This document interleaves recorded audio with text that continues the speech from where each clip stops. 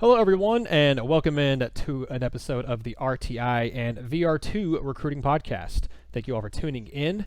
We're going to hit the ground running here. I am Nathaniel Rutherford, the managing editor of RockyTopInsider.com, joined by Brandon Martin of VR2. No, Matt Ray, he had something come up. He was also yesterday, Brandon. I don't know how this guy has survived. He drove to and from Atlanta over the weekend, and he drove to and from Memphis to go cover Omari Thomas on Monday. I mean, this guy has been all over the place, so I think Matt just needs a little time to relax and recharge the batteries a little bit, so we understand that. But so you got me and Brandon here for what's going to be a very busy podcast, Brandon, because we have a ton to cover. It is almost early signing period, so it's a lot of stuff happening all at once. Tennessee's had 2 commitments, 2 decommitments. We'll get to the kind of the good news first of the 2 commits that Tennessee's gotten in back-to-back days. On Monday, Tennessee landed one of their biggest targets, the guy that they've been wanting for a while, one that I think Pruitt and the staff view as one of the top players in the state of Tennessee. And the recruiting rankings also reflect that, but I think the staff doesn't listen to recruiting rankings, but I do think they genuinely think he's one of the best players in the state, one of the best linemen in the country, and that is Omari Thomas out of Briarcrest Christian in Memphis. 4-star, borderline top 100 overall player, the Mr. Football winner for the D2 3A division of Tennessee football. One of the finalists for that award and his teammate, all-purpose running back Jabari Small, committed to Tennessee today. Yeah, we're recording this on Tuesday night, so you get back-to-back commitments from teammates. And Brandon, this is the second time now in this 2020 class that Tennessee's been able to pick up commits from teammates, and they may not be done. You look at the potential of bringing in Tyler Barron, who at one point was teammates with Keyshawn Lawrence at Ensworth, and is now teammates with Cooper Mays. So you've got this could be the most teammate-heavy class I think I've ever seen of Tennessee recruiting, and the most Memphis-heavy recruiting class of Tennessee I've ever seen, because I can't think of a time where Tennessee's brought in 5 guys from Memphis or in the Memphis area in one recruiting class. And they also, they could potentially still bring in 1 or 2 more. I don't know if they will, but that's 5 guys right there, all from Memphis that you're bringing in, including bringing in Eric Gray. And obviously he's not on the roster anymore, but Melvin McBride last year too. You got Trey Smith, who I think he's gone after this year, but he's from Jackson. It's been a heavy emphasis on West Tennessee, Memphis, especially under Pruitt and them. But Brandon, let's talk specifically about the 2 guys who just committed this week. Let's touch on Omari Thomas first. I know, Brandon, you've talked about Omari on this podcast so many times and talked about how much you just love his play and how you think actually he might be even a better offensive lineman than defensive lineman. I know I don't think I've ever really sat down and watched his highlight film until I think Sunday when I was preparing for him committing to Tennessee. Watching his highlight film, this guy at 6'4", 6'5", whatever he is, and 300 pounds, I am astounded at how well he moves. That guy moves so well on both sides of the ball. He has really good footwork. He moves very quickly. He covers a lot of ground really quick, and it just spells doom for running backs and quarterbacks. There's a reason this guy won the Mr. Football award for his division, because he is extremely athletic, very versatile. I do see why the staff and why analysts and stuff love Omari Thomas. He's physical. He's aggressive. I think the phrase I used in my analysis piece was he has violent hands, or violent hand placement, the way he does. He's got some things to clean up technique-wise and whatnot, but I think overall, Brandon, this kid astounds me, just kind of how athletic and how well he moves and how good he projects at the next level. Omari is as nice as I can put this, and this is completely complimentary. This kid is a freak. There are only so many human beings walking the earth that are this size and move like that. There are not many of them. He can speed rush off the edge. He can legitimately speed rush coming off the edge as a defensive end. Briarcrest runs a true 3-4. They run a real 3-4 defense with 3 big athletic defensive linemen up front, and Omari doesn't play nose in that. Omari plays end. He plays defensive end in that, and he is a very, very effective pass rusher coming off the edge, and he is relentless. One of the games I got to watch him play against, they were playing Memphis University School, and he was going up against a fellow All-American. He was going up against Marcus Henderson, who's his good friend but is a tackle for MUS. Mm-hmm. And he beat Henderson around the edge. Quarterback felt it coming and stepped up. And the quarterback did a really good job of helping Henderson out. When he stepped up, he changed the angle and kept Henderson between he and Thomas. Thomas comes back across Henderson. Henderson punches out on him, and Marcus Henderson, if you've not watched him play, is an absolute technician.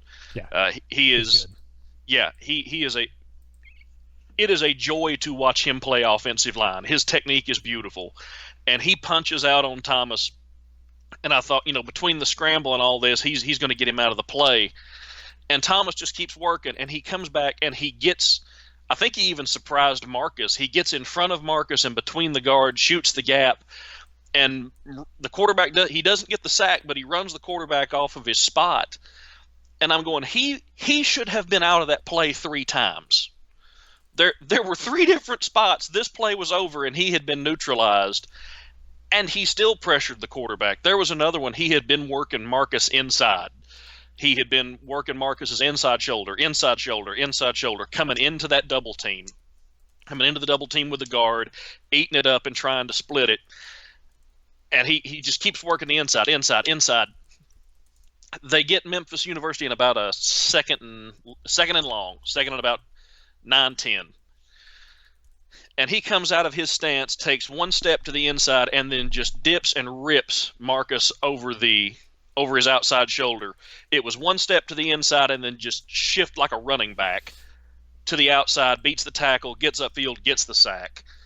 I watched him in that same game climb the pocket, or climb up the outside of the pocket, being blocked, come all the way around to the point that Marcus thought he was out of the play. And he comes all the way around and comes all the way back in and gets the sack from behind. He was probably 10, 12 yards past the quarterback. Wow. And so when you're talking about a kid who has this kind of size and the strength and the quickness and the awareness, but that kind of motor that doesn't quit and is just ferocious on defense, there's only so much you can do to stop him. There's only so much you can do to slow him down. He's great against the run. He has these huge, long arms. He's a very long athlete, very, very long athlete.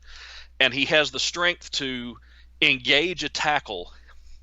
And he plays the zone read very, very well. He will use those arms to engage a tackle and hold a man back and read the play and then throw the offensive lineman the other way and go make the tackle. Because in a short area, he's as quick as most running backs, and he plays against good running backs. But he's as quick as most running backs in a short area, and he has the strength to just toss 280, 290, 300-pound offensive linemen and then close like that. You can't throw screens on him. He's going to run out there and cover him. He is the most destructive player I have seen, because he doesn't just make good plays. He does things to other – and he's clean. He's a very, very clean player. He's clean when he does it.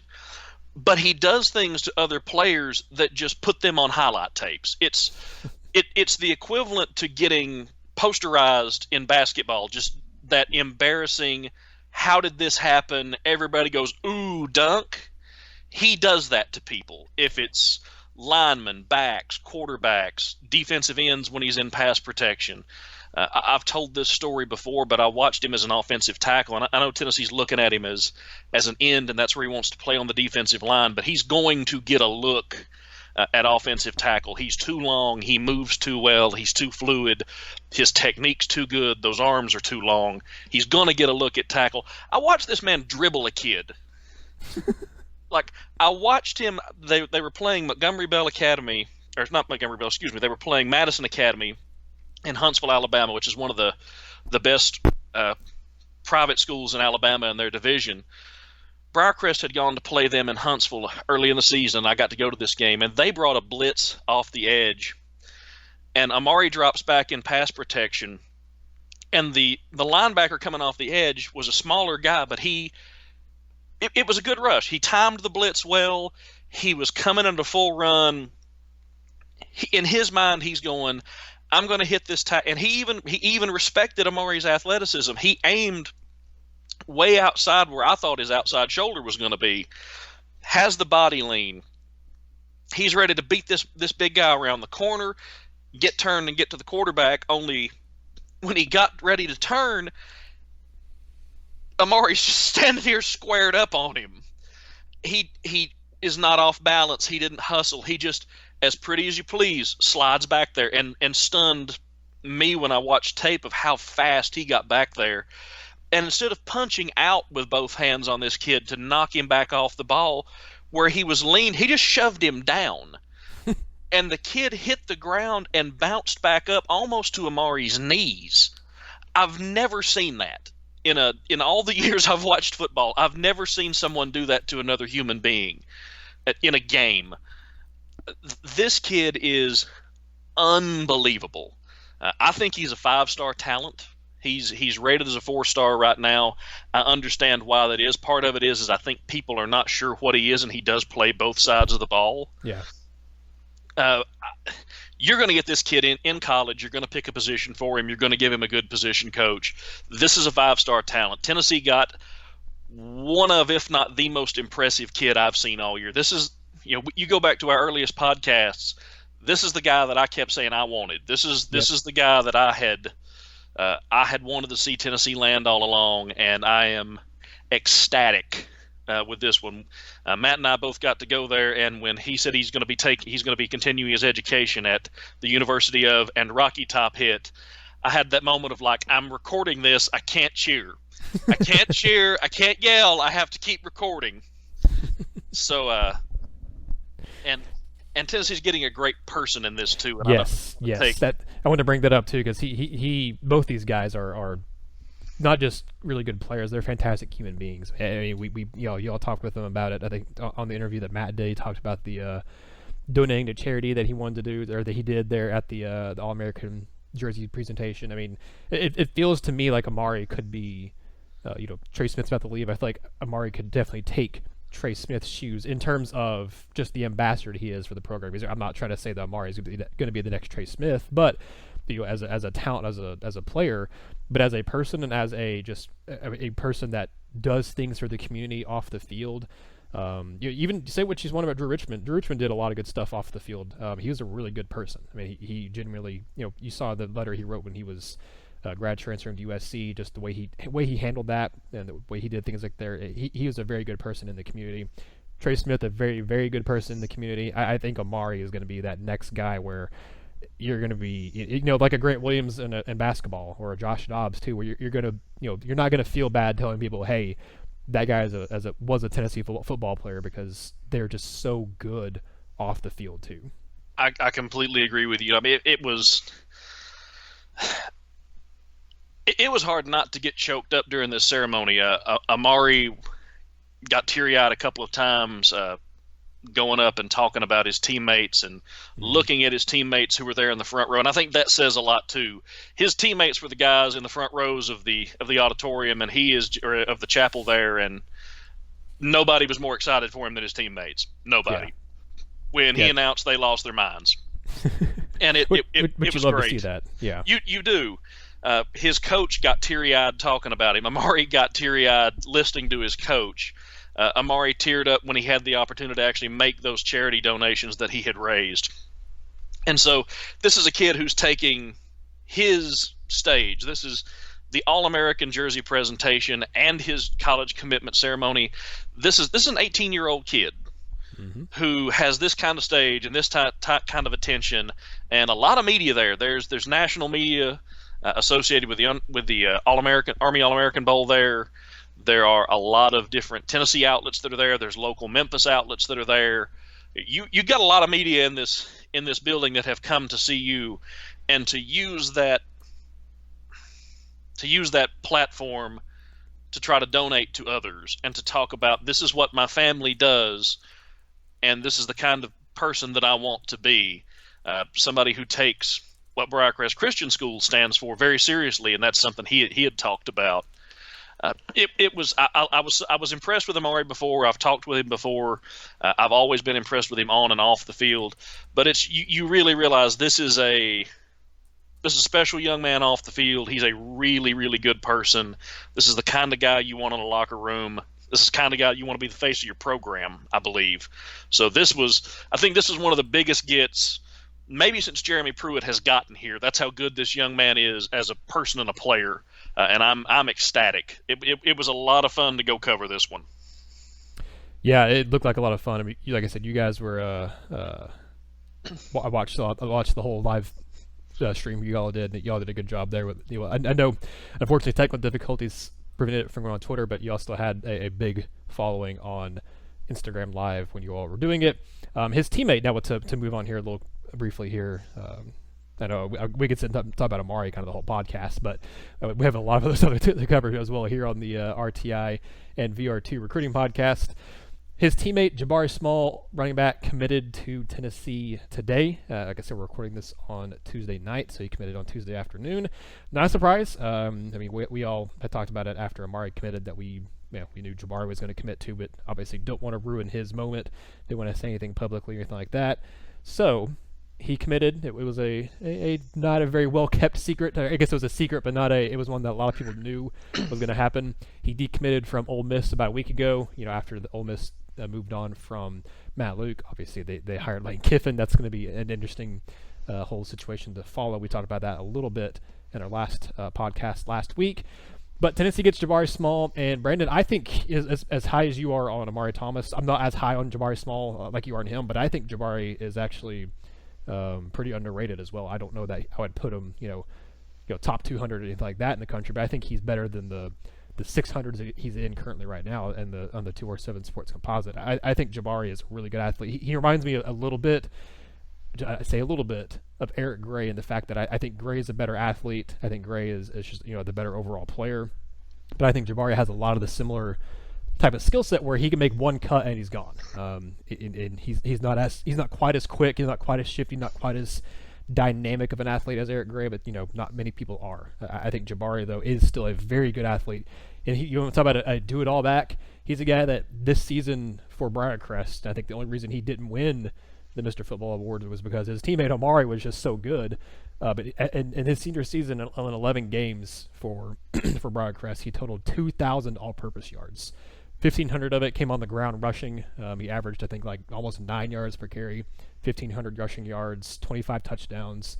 He had another 300 receiving yards and 2 scores. And then he returned a punt for a touchdown as well. I think he had another one that got called back because of penalty. But he had about 3 get called back this year by penalty. See, this kid he's really good. And it's not like he's doing this against a bunch of scrubs. I mean, obviously Briarcrest plays in a bunch of Memphis schools and plays a pretty good schedule. You rattled off a few teams that Omari played against. I mean, Jabari played against those same teams.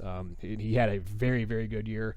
There's also talk about maybe him going to, could potentially play defensive back, and that intrigues me. He had, in his high school career, he had 6 interceptions as a defensive back. So I think that is, knowing Jeremy Pruitt, that would not surprise me. Brandon, what do you think of Jabari Small? I think he's a very intriguing running back prospect who kind of, can do a little bit of everything, can play special teams, he lined up as a receiver a few different times, and he actually, I think, for a running back, actually has a pretty good understanding of route trees and actually can do a pretty good job of catching passes. But the whole idea of him playing defensive back, and Tennessee still looking at Lynette Whitehead, for example, and a couple other running back guys, makes me think that and kind of depending on what happens with Mordecai McDaniel in this class, for example, I almost wonder if we end up seeing Jabari Small playing on defense in the next couple years for Tennessee, as opposed to lining up in the backfield as a running back. They may look at him on defense because I think somewhere in Jeremy Pruitt's sales pitch to kids coming to Tennessee, he just tells them, "Look, we're going to look at you at some defensive position." I'm fairly sure Harrison Bailey's going to get a look at linebacker before they leave him at quarterback. I don't know, but I think Pruitt would love to have Brenton Bagley at linebacker sometimes. The way he talks about him. I think he would too. So Pruitt's going to try everybody on defense at some point. I think Jabari's a running back. I think Jabari is an every down running back, and I'm with you in the piece that I wrote on Jabari. I compared him to Eric Gray, and I couldn't help but have some of the similarities. I was at Gray's announcement last year about this time. It was a little later. He announced on the second day of the early signing period, but I was there, and as I was looking back at what I wrote about Eric, and as I was listening yesterday to people talk about not just Omari, but talk about Jabari, because Jabari and Omari Thomas have played they played football together since they were 6 years old. Yeah. They're best friends. They'll both tell you that. I kept being reminded, hearing people talk about these two guys, hearing their coach, Coach Stewart, talk about both of his players when I got to talk with him. I went back to the year before at Lausanne and talking to Eric Gray's coach, to listening to all the people that were there just glow about the person Eric Gray, not the football player. And it just stuck out to me. Jabari is, I see a lot of Eric Gray in him. He's thicker than Gray. Yeah. They have, you have Jabari listed at 190. I think he's closer to 200. He might be over. He's a very well muscled kid. Jabari he's 5'10", but he's a thick back. This is not a small back, and he doesn't run like it. He runs bigger than his. He definitely does that. Weight. Yeah, I will say watching his highlight film, I was expecting to see him, to have some good breakaway speed and be able to burst through it and pick up big yards. I was surprised at how tough he was on film, as far as, not just evading tackles, but be able to break through tackles. And watching his highlight film, and it's just his highlights, like a 10-minute film, he lowered that shoulder 2 or 3 different times in the highlight. I thought, man, that kid's a lot tougher than I expected him to be. He'll pop you. Now he's got a nasty streak, and again, Gray had that. Gray runs better inside than people expected him to. Jabari's probably more of a power back than Gray. I feel like Jabari is a true, complete, whatever job you can think of for a running back to do, this young man can do it. He can do whatever you ask of him. I said Eric Gray initially, and the more I've looked at his tape and the more that I've thought about him, the more I looked at his body type, I'm like, he reminds me of someone else, and I can't put my finger on it. And it dawned on me about a half hour before we did this podcast who it was. He looks like Maurice Jones-Drew to me. Ooh. He was a short, not small. Mm-hmm. He's a shorter back, but he's thick. He's carrying a lot of muscle. He's packed on some muscle from the start of the season. He's bigger than he was when I got to see him. I got to see them in their second game of the season and their last game of the season. And my partner that had gone with me to the last game, I even made the comment to him, I said, Jabari looks bigger than he did early in the year. He's put on some muscle. He runs hard. I mean, he runs low. He gets down. Again, he's 5'10", so that center of gravity is down there. He's a thick, strong kid. He keeps his feet driving. And he's really hard to hit. If you don't square him up and wrap him up and drive through, he's going to break that tackle. He'll drop a shoulder pad on you, and when he's been hitting you for a little while, you'll be squaring up to hit him, and he'll give you that dead leg and be gone, or he'll spin on you and be gone. He's got good quickness. One of the interesting things I found out about from his coach, and you had talked about this, you said you thought his route tree was good for a running back. That's because for his first couple years on campus, he was receiver. Yeah. Briarcrest had a couple of really good running backs at the time, and Jabari did some work at running back, but he was too good an athlete to keep off the field, so they put him in the slot. And Jabari played some true, honest receiver for the Saints before he came back in as a running back, and he's good hands, runs good routes. For a running back out of the backfield, his routes are in high school pretty excellent. They're good even by college standards for running back routes, and I think that's one of the reasons I think you're going to see him stay on offense, is because he can do so many things. He's got that body that you look as strong as he's got, and you can probably put another 10 pounds of muscle on him. And this guy at 5'10", if you get him up to about 210, maybe a little more than that without sacrificing much speed, this is not going to be a fun guy to tackle. He is going to be a fire plug coming into the line. He moves the pile, but then you can turn and throw to him.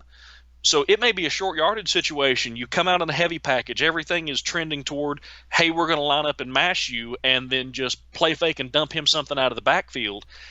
You can't get a read on what Tennessee's going to do, and I think that's interesting as well. He's got good speed. He's not as fast as Gray. No.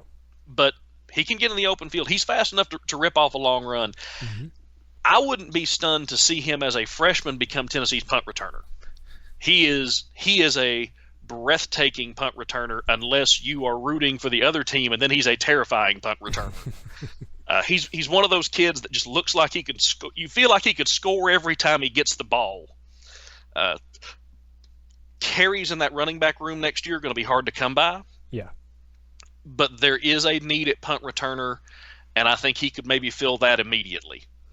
Yeah, I think that's an area that I circled. I talked about that, I don't know how much he'll play on offense in his first year, but I do think he has a role as a special teams player. And I agree with you. I think he's bigger than I think you'd expect him to be, but I do think in order for him to withstand the rigors of the SEC, I think another 10, 15 pounds wouldn't hurt him at all.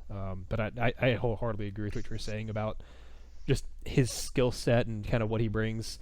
The Maurice Jones-Jewett is an interesting comparison. Just looking at different stuff from him out of high school, playing with De La Salle, he did. I mean, he was the number one all-purpose back coming out of high school that year. But he, like you said, they actually.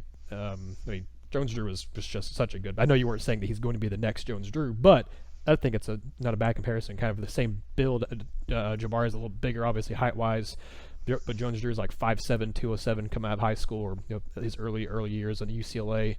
Jones-Drew is a fun guy to watch, just in general. That was peak time for me to watching college football. That was one of my early kind of times watching college football. Some of my formative football memories are of that era of college football, the early mid 2000s. So I have a fond recollection of watching Jones-Drew highlights on SportsCenter at UCLA, and then him going into the NFL and stuff too. So all in all, though, I think these two guys are good. Definitely Omari Thomas, I think, could have I'd be interested to see how much of an impact he has as a true freshman, because assuming he stays on the defensive side of the ball, Tennessee has a lot of guys returning on the defensive line, but I think it's impossible for Omari not to get some run on defense next year, just because we both think he's so good. I don't know how you don't give him.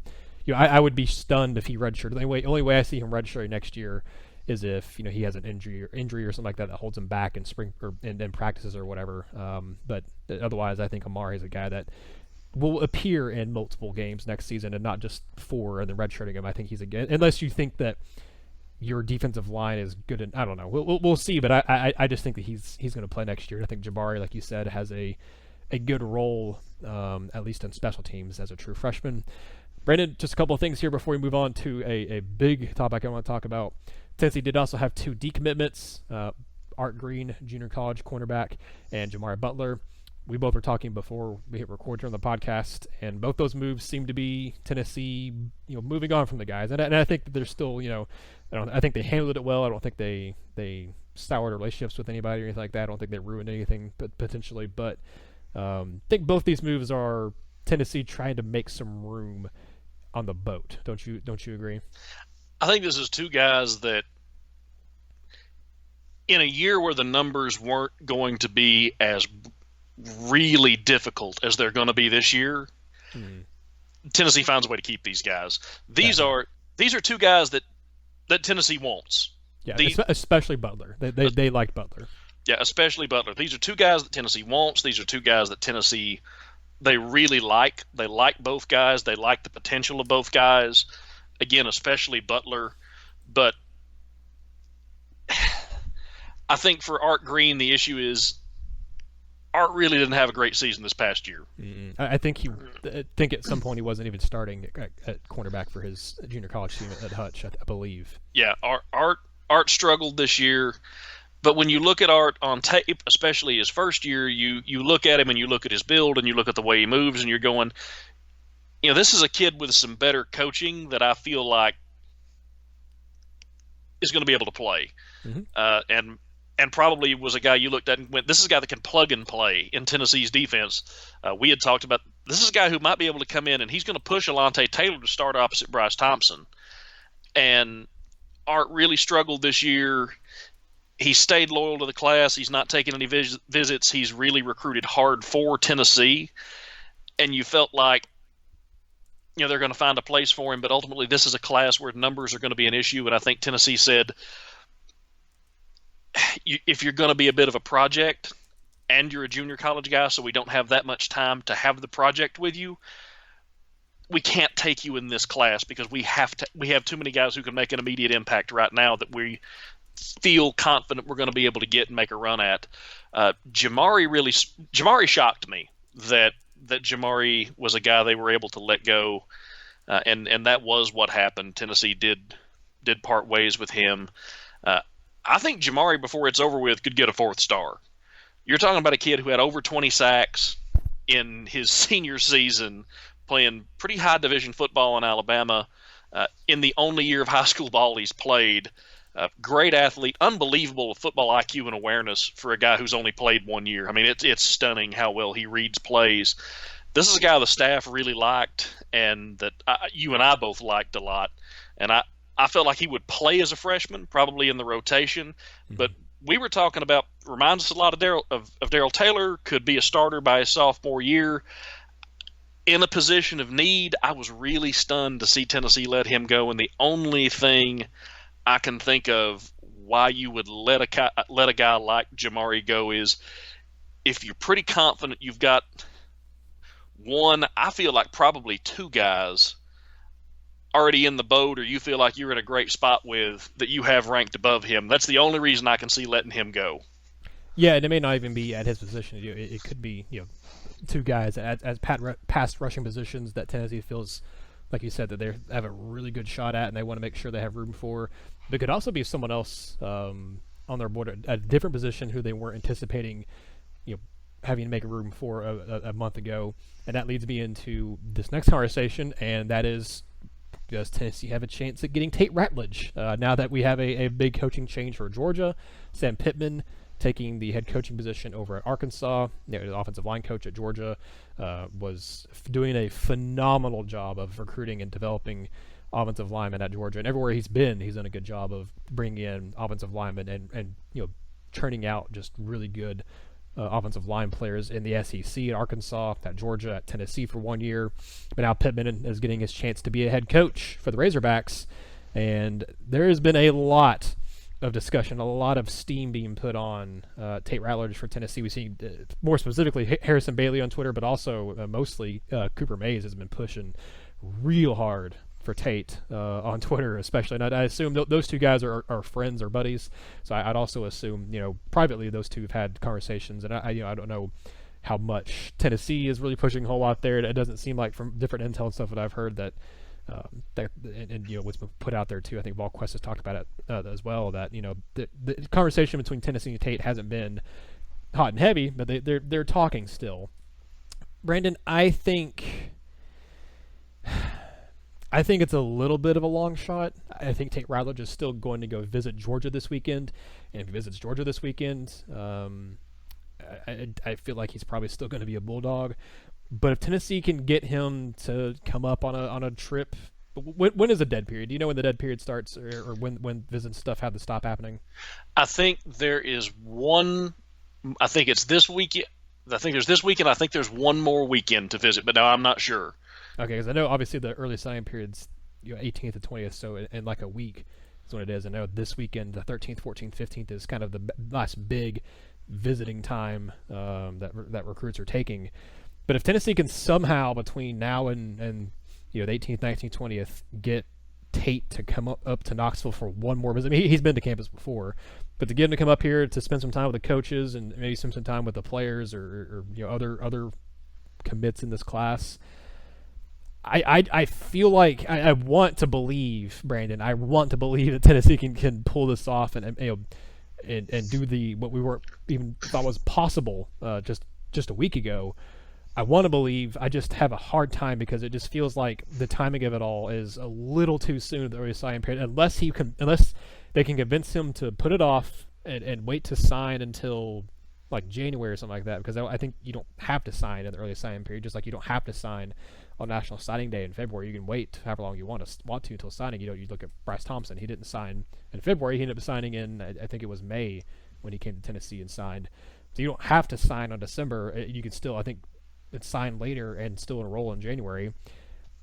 I think this is going to be worth watching. To me, it feels like the timing just might not work out for Tennessee, and it just might be a case of, by default, Georgia gets him. And I hate that because I think getting Tate Ratledge would be huge for this team because Tate Ratledge is he's a very, very good offensive lineman. I actually don't think this is as far-fetched as you may be thinking. and I'm not looking at this through orange shaded glasses here. From everything I have heard about Tate, from what I have heard, what I've read from the other people on the staff that have talked with him, it sounded like Tate committed more to Pittman than to Georgia. I mean, I think he said that himself. Like, I think that's not even having to speculate. I think he's, if I remember correctly, he pretty much talked about that Pittman was kind of the main reason he went to Georgia. And, Tate's dad, there's been a lot of jokes about this, but Tate's dad is a Tennessee lifer. Tate's dad's a big Tennessee fan, longtime Tennessee fan, and it came down to Tennessee and Georgia, and Pittman is not at Georgia anymore. That was the biggest reason for him to be there. And and it wasn't the immediate thing when Pittman left, but I think you saw a bunch of guys in Tennessee's class wait a couple days, which makes me think there were some conversations that went on behind the scenes going, look, man, are you okay? How you holding up? How you taking all this? And then once they realized he was okay, they have been bombarding him on social media with things that are Tennessee related since Pittman left Georgia. I mean, it's been, most of Tennessee's class has been after Tate Ratledge. Again, I don't know what it takes for a player to be listed in the Recruiter of the Year rankings, but Cooper Mays needs to have a rating, because everybody knows Coop. Everybody knows Coop. Everybody likes Coop. He's kind of like that small town jewel that just knows everything about everybody and everybody gets along with. Yep. And he's been that way in this class. Now he's after Tate. Harrison Bailey is after Tate. Tennessee is wanting to get in home there. They're wanting to push there. I'm going to put it to you this way. Tennessee is going to throw everything but the kitchen sink at Tate Ratledge, and Jeremy Pruitt is on the phone with plumbers right now to come get that taken out. They are going to make a run at this, and they're not going to waste this effort on a kid that there's no hope of them doing anything with. Yeah. Not this late in the game. During the season, Tennessee threw a little bit against the wall with Jackson Bratton to see what would happen, see what would stick. They pushed there, they tried there. Bratton's it always felt like an extreme long shot. I never really thought it was going to happen. I didn't really understand making the push there on Bratton to try to flip an Alabama kid that Saban wanted, that's committed to Alabama, that's been an Alabama fan. It never really felt like there was any hope of that happening. And they're not putting that effort in him now. Tennessee would not be about to do what they're about to do to try to get Tate Ratledge if they didn't believe they could get him. And without Pittman and Georgia being in a bit in flux, and frankly, Georgia not looking great the back part of this season. Yeah. I mean, Georgia didn't look great the back part of this season. There are questions at offensive coordinator at Georgia. And Matt Luke's a good coach. Matt Luke is a good coach. He's a good offensive line coach. I don't think Matt Luke should have been fired at Ole Miss. I think that was a mistake. Matt Luke shouldn't have been fired at Ole Miss. He recruits well, but he's not Pittman. He's not who Tate committed to. I think Tennessee's got a shot at this. I really do. I think they have a real shot at making this happen, especially if Tate doesn't sign in the early signing period. If he doesn't sign on the 18th, 19th, or 20th, buckle up, because that one's going to be interesting on the way to signing day in February. And Tennessee is going to be in a position where if things play out the way that we're expecting them to play out, Tennessee's not going to have a lot of spots available after the early signing period. Right, yeah. They're going to – Tennessee looks to sign most of these guys starting in about a week. They should sign the overwhelming majority of their class. They're not going to have a lot of spots left. Now, that means you're not going to be able to get in on a lot of guys, but also means you can divide a whole lot of attention and a whole lot of effort into just a few guys that you really, really want. And that could be enough to get Tate Ratledge to Tennessee. I think Tennessee's got a better shot on this one than people think. I would love that. That would be a huge get for Tennessee if they were able to get him flipped from Georgia. This time of year, coaching changes happen, and that's kind of what throws wrenches into things. We saw it last year benefit Tennessee with Henry To'oTo'o, for example. I guess that was actually on National Signing Day, but still, you saw Tosh Lupoi move on from Alabama. That helped Tennessee a ton. If Lupoi stayed at Alabama, I think Henry T is probably with the Tide right now, and that would suck for Tennessee because Henry T was one of the best players on the team. Not just one of the best freshmen. He was one of the best players on Tennessee's team this season, regardless of position, regardless of age, and that was helped a lot by obviously Brian Niedermeyer, but also by like I said, Tosh Lupoi moving on from Alabama, Sam Pittman moving on from Georgia. I don't know that it'll have the same effect that we saw with Henry T because, like we said, Tate's an early enrollee guy, and it just the timing of it's to me it just seems like a lot to overcome. But man, Brandon, I want to believe. Just the X-Files theme playing. I want to believe that Tate Ratledge could be a Vol. Let's move on here to kind of our last topic of discussion, and it's even more pertinent right now because as we're recording this, just about 10 minutes ago. Morven Joseph, who's down to Tennessee and Florida as his finalists, and he's going to be announcing his commitment on December 19th. He just posted a picture of Tennessee going in-home with him. Tennessee taking out the big guns. Jeremy Pruitt and Chris Rumpf both going in-home for Morven Joseph, who is a former Florida commitment, decommitted from them, committed to Florida State, decommitted from them. Now he's on the market, and now it's down to Tennessee and Florida for his services, and he's going to be committing on December 19th during the earliest signing period. Brandon, I put an article out, and I wanted to go run through all these guys, but I just want to mention that quickly because Morven Joseph is a big target for Tennessee, and I think that was one of the guys we were kind of hinting at earlier that we think if Tennessee's letting go of Jabari Butler, I think they got to feel really good about their chances with Morven Joseph, and they would probably feel really good about their chances with, like I mentioned, maybe a Tate Ratledge, maybe I think Darnell Washington, if he wants in, he's got a spot. So the whole numbers thing, I think we're going to have you and I are talking before we hit record here. We're going to have a podcast either later this week or next week with all three of us talking about the numbers and talking about who has a spot in this class if they want in and who doesn't and all this different stuff. So we'll talk about that later. But Morven Joseph is a guy who's one of like 4 or 5 guys who has Tennessee as a finalist who is expected to commit/sign next week. You have Desmond Tisdol, that 4-star linebacker who we've talked about multiple times on this podcast, has a finalist list of Auburn, Tennessee, and South Carolina. He is announcing on December 18th. Morven Joseph, December 19th. Tennessee and Florida are his 2 top teams. Kendall Dennis, 4-star cornerback, has Clemson, Tennessee, Nebraska, Oklahoma, and Florida State as his top 5. He didn't announce a date, but he said he's committing this month.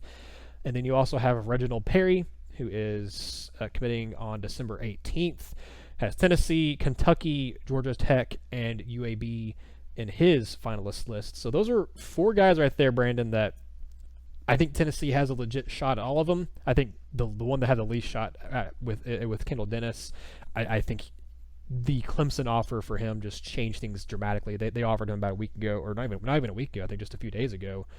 Actually, when was the offer date from Clemson?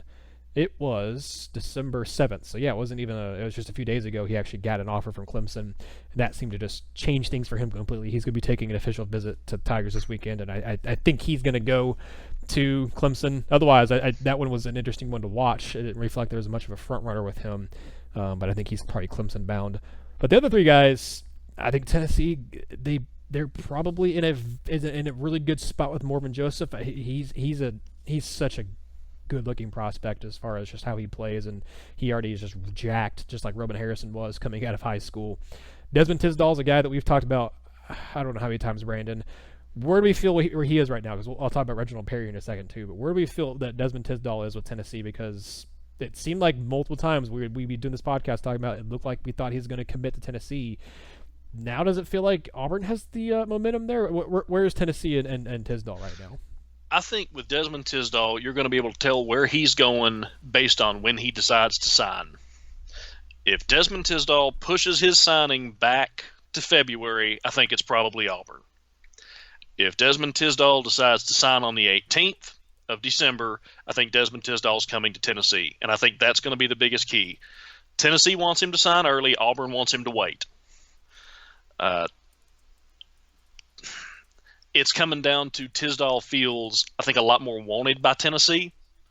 I think it's a combination of feeling wanted by Tennessee, feeling needed by Tennessee, and Auburn is going, well, if we have a place for you, we'd like to have you, but we have to look at the rest of the class. And Tennessee's going, we have a spot for you. We want you. We want you right now. We want you, period. I think the signing day, the actual date, is very telling for him. If he's committing and signing on the 18th, then I think it's Tennessee. And I've thought that for a long time. I think it is Tennessee. I believe the fact that Tennessee has continuously and consistently wanted him and made him a priority since they started on him and held him pretty high. I believe that is important to him. I believe that has made a big difference for him. And before this class is over, I think there's 2 or 3 other guys that line is going to be said about. You were a priority from the start. No matter where you have gone or what you've done, you've been a priority. We want you here. We need you here. We believe you can make an impact, and we've never wavered from that. There's going to be 3 or 4 guys in this class that when they talk about why they choose Tennessee, that's going to come up. And right now I think Tisdol's probably a Vol.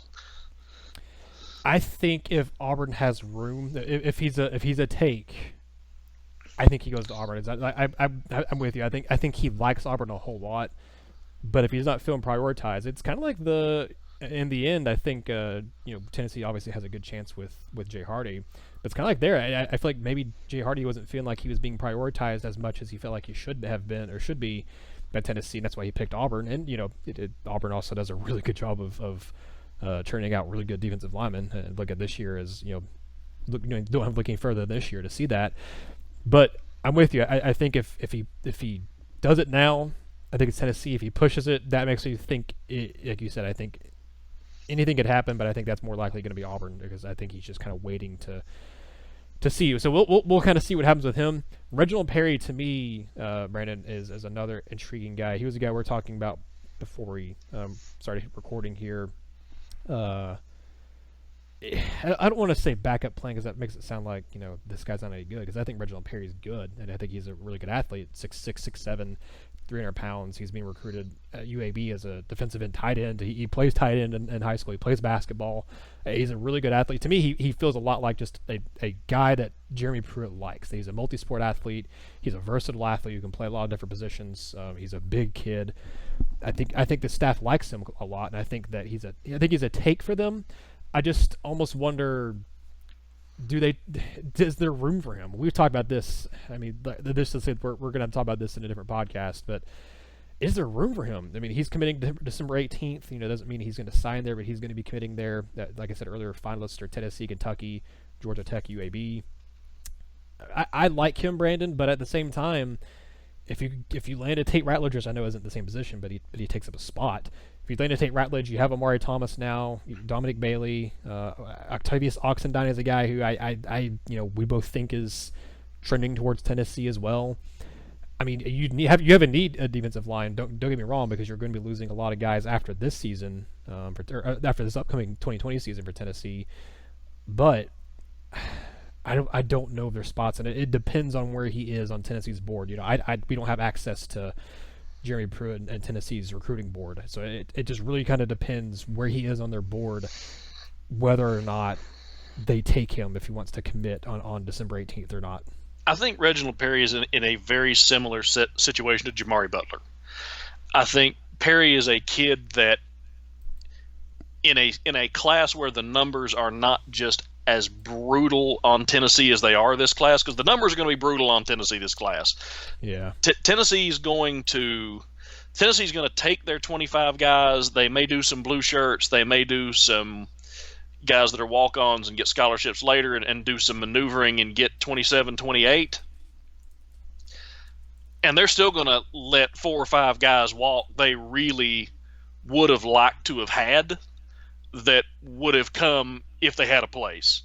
I think you're going to at the end of this thing. I think an interesting podcast for us after signing day is going to be talking about.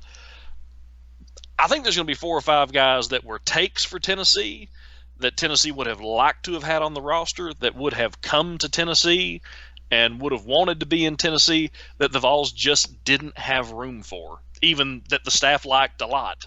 I think they're having to make some tough decisions. I think Jabari Butler was one of those really tough decisions because they like him a lot. And I think Reginald Perry's in the same boat. You talk about Dominic Bailey is committed and has never wavered. You just got Omari Thomas. Omari looks. I think Omari's done. I don't think he's gonna. Yeah. I don't think he's gonna bother with anything. I think Omari's done. He's happy, especially with Jabari committing now as well. I feel like when Octavius Oxendine announces, I feel like there's a really, really good chance that I think Ox is a Vol. I think Ox is going to come to Tennessee. I believe he likes it here. I believe he knows he's needed here. He's a priority here. I believe that matters to him. He's wanted and needed. I think that's important, and I think Ox is going to wind up a Vol. Then you get into, can Tennessee flip Jay Hardy back? Because those other three guys, those first three guys I mentioned, they're taken no matter what. Yep. Mm-hmm. If they can get Ox, they're taking Ox. Amari Thomas is in the class and he ain't leaving. Dominic Bailey ain't going anywhere. He's in the class as long as they want to be. If they can get Jay Hardy back, there's a spot for Jay Hardy. Period. The end. And then you've got Tyler Barron. Is Tyler Barron an outside linebacker? Is he a defensive end? Does he wind up coming to Tennessee? I know we've talked about Tyler before. Everything on paper looks like Barron should come to Tennessee, but I'm not going to believe it till I see his signature on the letter and it's faxed to the university. But there's another one. Tennessee could land all five of those guys. If you land those five guys, then even if you really like Reginald Perry, as good as he is, you've got too many other needs, and you can't take him. And those five guys I just listed, they have a spot no matter what. They are absolute takes in this class. If they want to be at Tennessee, they're going to be at Tennessee. And I think Perry might be the first guy out. If Tennessee's going, we're going to take these five guys we absolutely believe in, and there's going to be a sixth man that's an odd man out. I think Reginald's sitting at 6 right now. He's a good player. He's talented. Mm-hmm. The staff likes him. He fits the mold. But I think he's going to be like Jabari Butler and be a victim of the numbers if Tennessee gets everyone they want. The interesting thing is going to be is if Jay Hardy signs with Auburn and or if Tyler Barron goes somewhere else. Now, do you want to take 5 defensive linemen, and does that open a spot for Perry? Or do one of these other guys you feel like are an absolute no matter what take?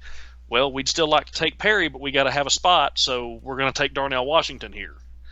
I think Perry wants to be a Vol. I think he'd be a good player for Tennessee. I think they're going to have to miss on a few guys to take him. Yeah, that's a weird situation. Tennessee hasn't been in a spot where they could potentially not be taking a guy who is a good player who could actually fit in this defense. It's unfortunate, but it's a better problem than just completely whiffing on guys and Tennessee having to go with backup options like they've had to do in the past before. So it's a different problem to have, but it's a better problem to have. But still, it's a problem. But it's a little bit better of a problem than we've seen in years past, where Tennessee whiffs on their top targets and they're having to take guys who probably didn't need to have spots at Tennessee. And that's not trying to bash kids. It's just we saw what happened with Butch Jones. We saw kind of what happened in kind of the early signing period with Pruitt to an extent. Took some guys, just kind of take some flyers and get some warm bodies in there. And some guys worked out better than others, but that's recruiting for you. Sometimes your evaluations are off because of just things you don't see, where there's going to be injuries or guy doesn't respond the way you think he's going to, or he doesn't develop the way you think he's going to. So evaluations aren't 100%, but I think this staff, they trust their evaluations a ton. They don't really listen to other outside voices when it comes to their evals. I think they're very in-house with their takes and their evaluations. By the way, Brandon, before we close out the podcast here, I was just looking at Morven Joseph's stats because I'm going to write an article about Tennessee going in home with them.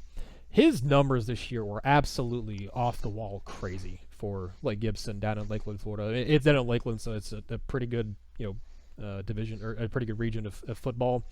In 12 games for Lake Gibson this year, Morven Joseph had 115 tackles. Good Lord. 28 tackles for loss, 13 sacks, and 44 quarterback hurries. That's insane. 2 passes defended and a forced fumble. He had 4 forced fumbles as a junior last year.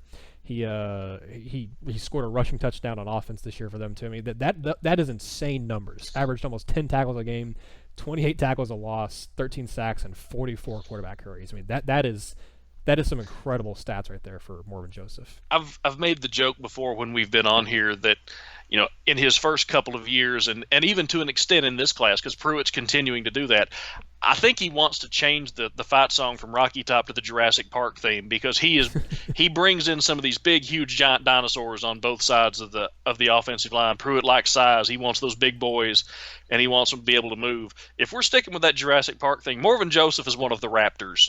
Like, this cat coming off the edge is a nightmare. Don't go in the long grass. He'll get you. And don't get got. Don't let him get you, because it's bad. Joseph is just, he's so dangerous coming off the edge. And he's one of those pass rushers you just watch, and anytime you go back to pass, if you miss him, it's going to be chaos. He closes so fast. His hands are so good. And the speed is what blows you away with him. The speed, and that he's, like you've said, he looks like he's carved out of granite. Yeah, I'm looking at a picture of him right now from a Rivals camp, and his arms they look like a bodybuilder's arms. Like, his arms were gigantic. They're they're not like bulky gigantic. Like, you know, Chris Crouch kind of like had a bulk to him. Morven Joseph just has, like, he looks like he's been in a college strength and conditioning program for 3 years already. Like, he's just huge. Morven Joseph and Roman Harrison both look like bodybuilders. That's their physique. Those two guys have got muscles in places I don't have places. They're just absolutely shredded, both of them. And an interesting thing about Joseph is when he came to Tennessee and he came to his visit, he loved it. He loved Tennessee coming off that Vanderbilt game. Had a great visit, raved about it, kind of became a fan favorite pretty quickly, and seems to have had some good interactions with the fans. But nobody really got their hopes up, because everybody sort of felt he's a Florida kid. He's been committed to Florida once. He'd committed to Florida State. Now he's decommitted. Yeah, he came to Tennessee and he enjoyed it, but he's still got this Florida visit going. And everybody was sort of just waiting on him to go to Gainesville, have an awesome time this past weekend, love that, leave, shut it down, and wait for signing day to sign with Florida. And the buzz that has come out of his visit is that visit didn't go well. That's sort of been the buzz that is around. Is not that anything bad happened, but it didn't go like everybody thought it would go. And he didn't come out of that as strong as people have thought. And some of the Florida insiders, some of the people who work for 247, for Rivals, that cover Florida as a region, University of Florida, FSU, you've been getting some cloudy crystal balls. You got a couple Tennessee crystal balls out of there. And, you know, what a lot of people felt like was probably a done deal for the Gators going in, now I would say you're probably trending for being the leader for Joseph right now going into this thing. And that'd be a coup for Jeremy Pruitt and Chris Rumpf. But they're down there again. They're in home with him. I think Tennessee smells a little blood in the water, and they're going to finish this thing off. I'm not as confident as I've been on some others, but yeah, I feel like Tennessee's probably the leader for Joseph right now, and I don't know that Florida's got a whole lot they can do to change that coming off an official visit, and they kind of stubbed their toe with it. It feels like, you know, when Lenneth Whitehead visited South Carolina, and it came off with, you know, he didn't really enjoy that visit. So now you know, it doesn't seem like that they're one of the big competitors for Tennessee with him. So it feels like, you know, teams can really hurt themselves. Obviously, most of the time, official visits go really well and it benefits the team, but every once in a while you'll have those stinkers, and it seems like now 2 times now it seems like the stinkers could really benefit Tennessee in their recruiting of other guys. So we'll see how this all plays out. We could talk for a lot more, but unfortunately we got to go here on the podcast. We've already gone for I think close to an hour now. Actually, you'll probably a little over an hour looking at the recording time here. But Brandon, before we go, I want you to plug some stuff y'all have going on at VR2, because I know right now with how busy things are that you guys have a lot going on. I saw you obviously you had a commitment piece up there with Jabari, where he talked about committing to Tennessee. So, and you all also talked to Omari in a video, and I did a piece on RockyTopInsider.com taking quotes from y'all's video, which y'all did a great job on the interview. So, plug some stuff you have at VR2 and let people know anything else you have coming down the wire here in the next couple of days. Guys, come take a look at VR2.site. We were live at Briarcrest yesterday for Omari Thomas's announcement, so you have a video of that. You can still access the live stream of him actually announcing. You can go take a look at our video interview that we had with him. We have commitment interviews. We have interviews and analysis on both Omari and Jabari. Interesting stuff's going to be coming down. Turns out Briarcrest plays quite a lot of basketball. Has quite a good basketball team. And Kennedy Chandler is out there. He's a 5-star point guard in the 2021 class. Tennessee has a lot of interest in him. He was at that commitment as well. We got a good chance to talk with him, so there's going to be a little bit coming with him as well. So really productive trip as we go forward. The early signing period, National Signing Day, you're going to want to be tuned in to VR2.site. You're going to be following us at Twitter _VR2_. You're going to want to probably even follow me, and I don't normally do this, but Brandon _VR2, because we are going to be everywhere.